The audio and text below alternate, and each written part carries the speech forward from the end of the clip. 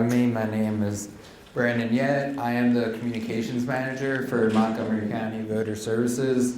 What I do is, what I'm doing here today, educating the public, talking about voting, spreading awareness on how you can vote, register, and so forth. What our office does, we are the election office. We're in charge of registration, campaigns, so if you're running, securing polling locations. We have 426 precincts, so we have a lot of polling locations. We have roughly around 500 poll workers every election we need to get. We have hundreds, usually for the big elections, hundreds of thousands of ballots that we're issuing. We have to certify the elections, and we're educating the public what we do today. So our office does a lot of things. We're nonpartisan, we're not associated with any party. So registering to vote, if you want to register or if you haven't yet, the easiest way is you can go to the state website or I have the paper application whenever you feel comfortable. If you're registering for the first time, feel free. If you're going away to college, you can still register here in Pennsylvania. You just can't register wherever if you're going out of state. You can still vote in Pennsylvania if you're away at college, so it's up to you. But if you choose to, if you move away and want to register somewhere else, you can. All you would do is just, for us, contact our office or go online or fill that out, and you just select, registering to vote for the first time. We send you an ID card in the mail saying that your application for registration has been approved, and then it says where you'll vote.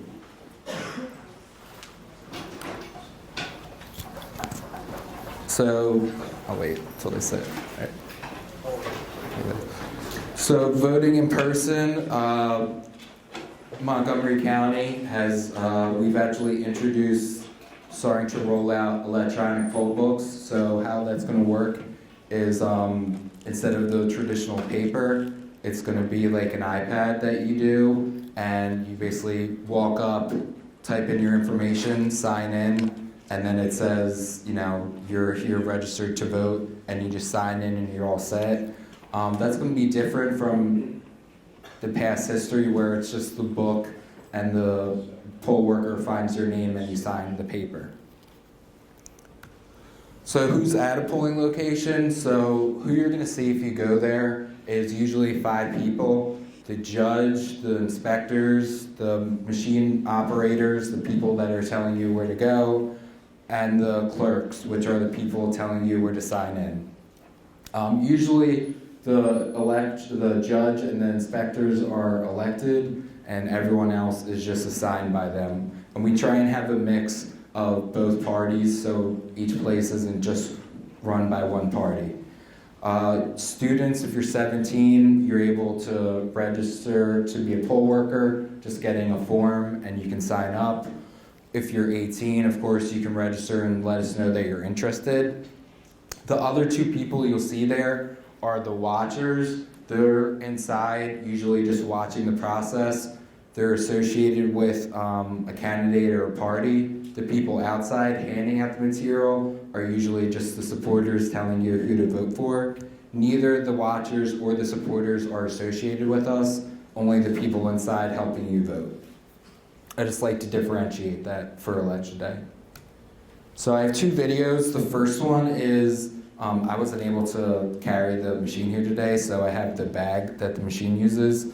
But the first one is how you vote, putting it in the machine, and then the second one will say if there's any issues, how to rectify that.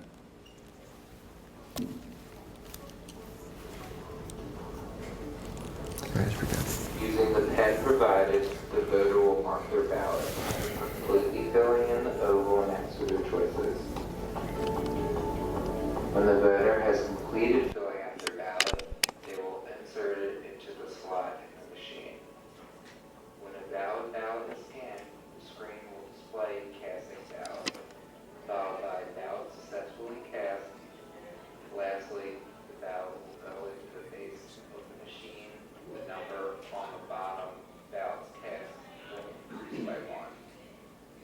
So for voting in person, It's really simple. There's no like receipt that says how you vote or so forth.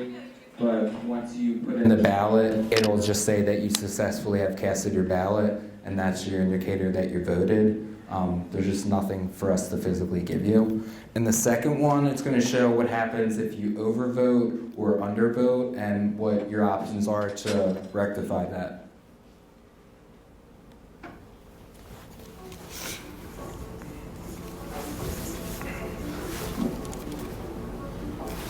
Using the text provided, the voter will mark their ballot, completely filling in the oval next to their choices. When the voter has completed filling out their ballot, they will insert it into the slot in the machine.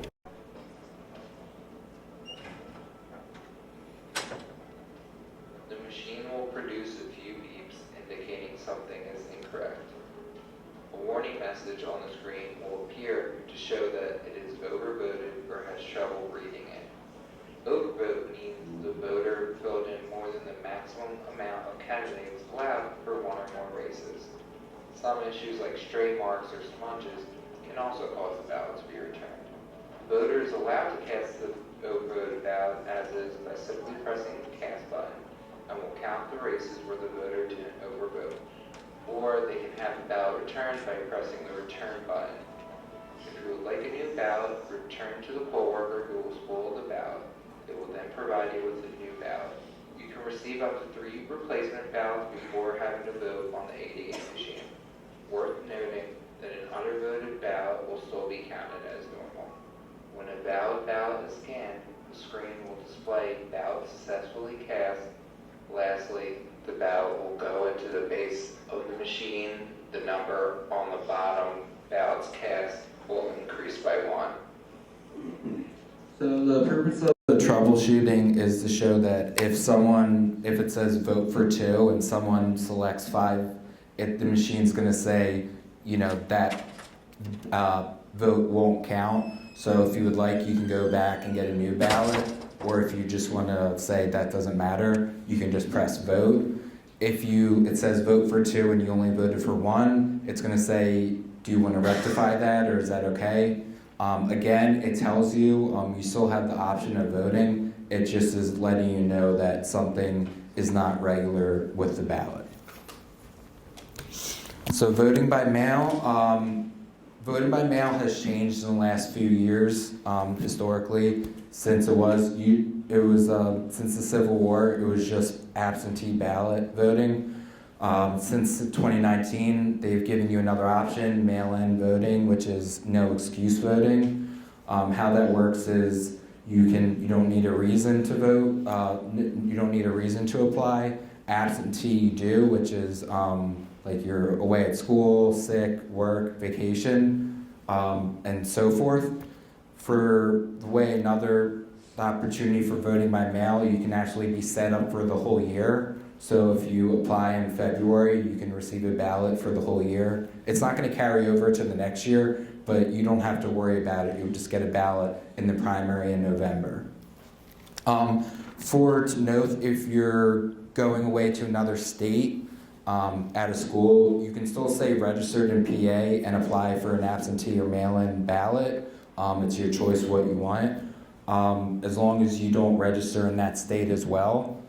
You can't register in 2 states. So if you want to stay registered here and vote here, you absolutely can. You can just apply either online at the state website, or I have paper applications if you would like. But it's your choice where you would like to. Again, this just shows that you need a reason for absentee, and the mail-in, you don't need a reason.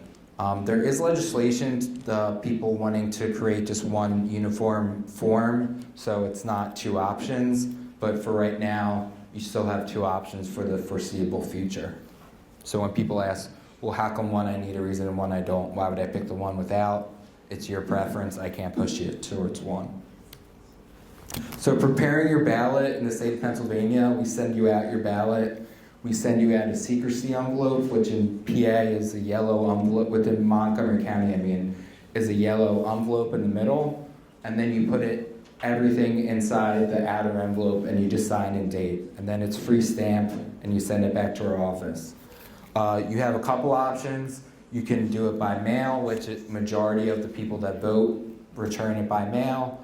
If you're around, you're able to do the drop boxes, which are usually around 11 or 12, and those locations are put on our website or at our office. But for the most part, you can just send that right back in the mail, and it's free stamp. If I'm going out of state, would I do a mail-in or an absentee? I can't push you towards one again, but it's your choice. Like, I know it sounds weird, it's just your option. Both are going to get you a ballot. How you want to vote by mail is your choice. If you do an absentee, you would write your away at school. If you do a mail-in, you don't need a reason, so it's your choice. Sorry. So I'd just like to go over what we do to make sure we have fair elections, what we do before, during, and after. What we're doing before is making sure the ballots are formatted correctly, making sure if you mess up a little bit, it doesn't, X out and void your ballot. We offset it. If there's smearing, if it bleeds through, it's not going to affect it. Accuracy testing, we're testing the machines all year round. They have to work correctly. They have to work correctly on election day, and they have to all work the same they did on election day and before when we get them back. This is to make sure that it wasn't tampered with and nothing was mishandled, and that you get your vote counted correctly. Supply prep, we're the third largest county with 600,000 voters. So for us, this is really around the clock, around all year round prep. It's not a 2-day situation in our office. Usually now, once the election is over, we're preparing for the next one. So we have a warehouse full of pens, these apparatuses, the bags, the machines, all the material all year, making sure that every place is stocked, and on election day, everyone is prepared. It's a year-round thing. A lot of people say, what's it like working 2 days a year? I wouldn't know. So when we're canvassing, so starting to count the ballots are received and locked until 7 a.m. on election day. Once we start doing that, your voter IDs will be updated to indicate that your vote was received, counted, and so forth. Again, the state website, Vote PA, can be used. Only legally submitted ballots are counted. What that means is we'll have like 50 to 100 people going through the ballots to making sure they're counted correctly. They're not making the decisions, it's the lawyers. They'll see if there's a missing date, signature, or no secrecy envelope. They're the ones making the decision, whether it should be counted or not. For the most part, like a handful will be set aside, and out of the handful that's set aside, a small number is actually not counted due to some reason, whether it's missing signature or date. Again, we have to wait until 7 a.m. on election day. For big elections, we're usually done counting around 1 or 2 a.m. in the morning. It depends what election it is. Sometimes it might be midnight. It all depends on how many ballots we sent out by mail and the people that came back for in person. So for after election, so right now what we're doing, which is counting, tabulating, audit, counting provisional, military overseas, write-ins. That's a whole big process. Usually if November, we go until Thanksgiving. Right now for the mid-May primary, we go until early June. So right now we're tabulating to make sure that the ballots match up, the numbers match up basically. So in that pile, if I issue out 200 ballots and 125 people sign that book, then I should have 125 voted ballots. If the number's off, then we spend time making sure the numbers add up, and we don't stop until that number is rectified. Same thing with the audits. We have 600,000 voters. We have to make sure that the votes were counted correctly and that everything is working properly. So that's something we usually spend the next 3.5 weeks after Election Day doing. So provisional ballots, I'd just like to go over real quick. They're still legal ballots. What it is if you show up to the wrong polling place, or you say it's a primary and you say I'm in a political party, but we have you not registered, or you were issued a mail ballot, but you don't have it with you, so you vote provisionally, to one, make sure you didn't already vote, and then two, that you're not voting twice. It's still a legal ballot, but we just like to make sure that people are getting credit for their votes if they need to be. That is our contact information. If you would like to contact us, if you have more questions, email. Our main office is located there in Norristown. We also have another office down the street on DeKalb, and then our warehouse is a block over on Washington. So I just want to thank you. I'll take questions, and then we're going to do a little mock election where I'll have you guys come up and just vote, and then put your ballots in the bag. Any questions? Applaud for me. Always applaud. I appreciate that. She applauds for me, not you, Brandon. Are there any questions about people who are like on the fence about how to vote in the next election? It'll be November for you guys. Or where to vote? Do I vote at my school? Do I vote, stay registered in Montgomery County? Any questions like that? Or any questions really about the process behind any of this stuff? Yeah. In theory, so I'm going to school in Massachusetts, so in theory, say I wanted to vote in Massachusetts, would I have to deregister in Pennsylvania? Yeah, if you're already registered in PA, you want to cancel your registration. Is that also on the website? Yeah, you can. It takes if you have your driver's license or ID, it takes a couple minutes. So yeah. If you're still voting in Pennsylvania, but you live in a different state and you mail a ballot, how long do you need to send it in for election day to get that done? The deadline is a week before. So I tell this, the deadline, the last day you can apply is a week before. Realistically, to have us send you out and for you to get it and send it back to us, I usually say please don't wait till 10 days before the election. Whatever the election, a week and a half, just because with the mail. We don't control the mail, but we still have to send it to you. So. Would you say your month? No, the latest, ideally apply weeks beforehand, but the latest I tell people, if you're in another state, usually if you want to get it is 10 days, although you have a week before, but you might not be able to get it back to us in time if you wait. Anything else? If you're not 18 yet, what's the earliest you can apply? If you're going to be 18 by the next election day, you can still apply. So you have till November 7th. So if you apply right now, I can't apply early as a 17-year-old in 2 months of my birthday. well, you can apply. We just won't register you. We'll hold it, and then once you're sent, when you're 18, we'll register you. If you were going to be 18 after November 7th, so someone November 9th, then we would say you can. But for everyone between now and November 7th, you can send in your voter registration. And just as an add-on to that, if you want to register before an election, you can't register within 15 days of an election. So you couldn't wait till the last week of October, for example, and still have your registration count for November's election, right? Do it ahead of time. Yeah, I tell everyone, try and get up to date way before. Just waiting the last second doesn't really help your case. Especially if it's your first time, especially if it's a lot of your first time voting. I don't want your first time voting to be a bad experience where they say they don't have you on the book, but you are in our books. So just try and get set up. If you're going to be 18 and you want to register, I'd say you can send it in now, is my suggestion. It's 600,000 voters. It's a lot of people. Yes. Okay. All good questions. Anything else? All right, here's what we want to do then. We're just going to do this one row at a time. So you're going to form a single file line up the thing. And Brandon has sample ballots. So this is exactly what a ballot will look like in Montgomery County. But also, Brandon, if I'm It's the same ballot statewide. anywhere you go in Pennsylvania, these ballots are going to look similar because the machines and the company that provides the machines are used by most of the 67 counties in Pennsylvania. So Yeah.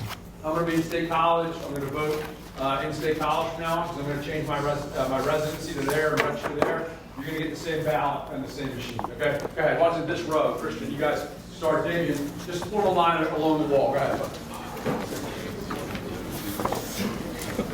Just want to pass this back to whoever. Yes. And then 4 people can come up and there's pens right here.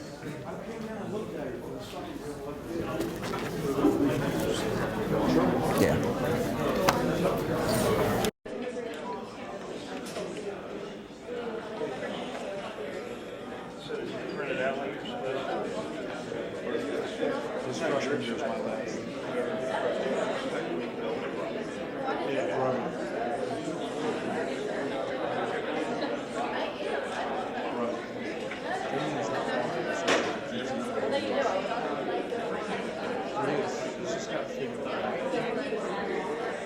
He was struggling with this, it seems like.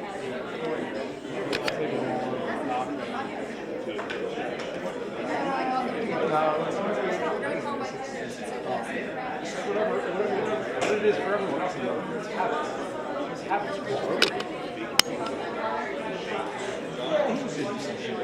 His genetics, his genetics.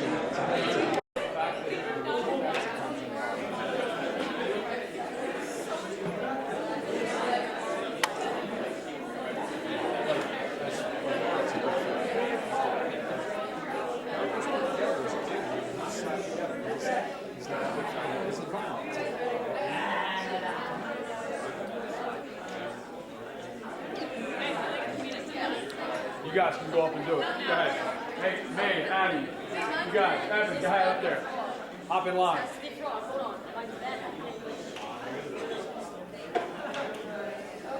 This one's bent. It'll be okay.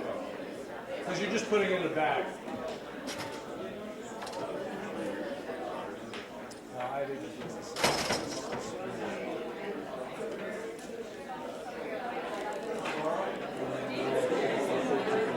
think I can take that from you.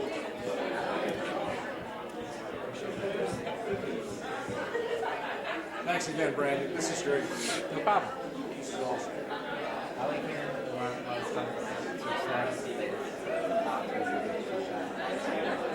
Yeah, you date yourself.